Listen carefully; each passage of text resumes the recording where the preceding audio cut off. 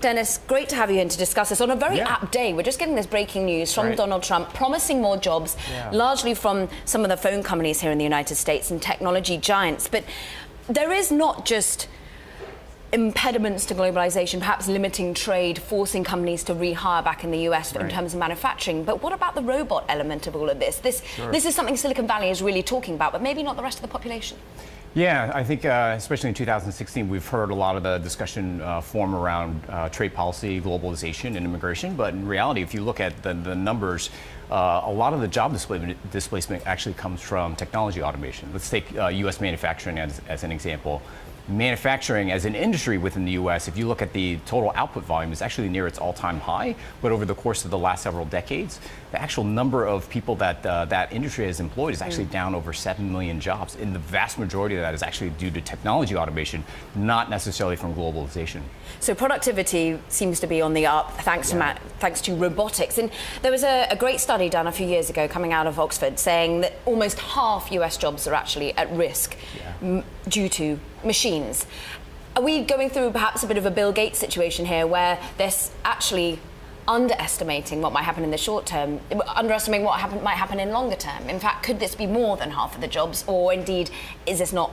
What do you think of the numbers? I actually think it's going to be underestimated. I think it's one of those things where technology, as a general trend, it tends to accelerate. It's different from, say, immigration policy or globalization, where you can create some public policies to stem it or to change it. Whereas in technology, if you think about it, not only does it tend to accelerate faster, you can't uninvent things. So you think about the nature and the pace of change, things are always going to appear a little bit faster than we expect them to. So you think actually shorter than Oxford at the moment put out, look, in the next decade or two, you think it could be sooner than that? It definitely could be. And think about just this year alone, some of the big items that we were discussing in sort of the mainstream. One was around autonomous vehicles. That's going to have a huge impact on the trucking industry, which is one of the biggest employers within the US. And the other one is around self-serve kiosks and all sorts of quick serve restaurants. I mean, between those two, we're talking millions and millions of jobs that could be affected.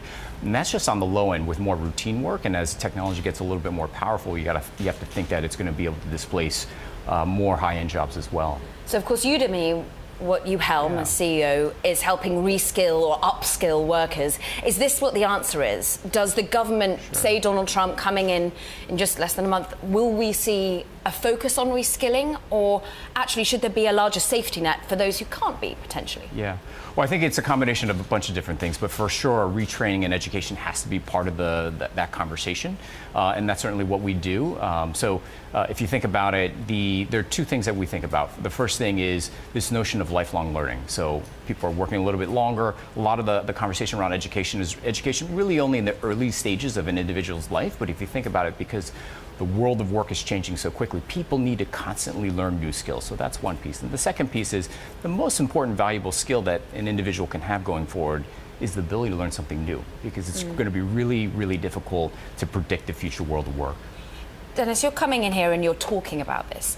I want to know how much in 2017 will some of the startups, of course we've seen some of the fighting back from particularly disrupted industries. We've seen the effects worldwide, not just here in the United States, but in Germany, in the United Kingdom, taxi companies fighting off the likes of Uber. But change is coming. You talk about this fourth industrial sort of revolution.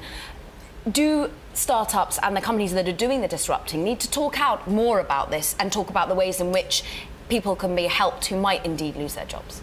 Yes, absolutely. I think that needs to be part of the broader conversation. I think it's a little bit different from an education standpoint insofar as lifelong learning is really a new segment of education, because in the past, most people think of education in sort of the early years, whether it's K through 12, traditional higher education, if you're lucky enough to have a degree or diploma. They really didn't consider what happens afterwards. And again, that goes back to this notion of lifelong learning.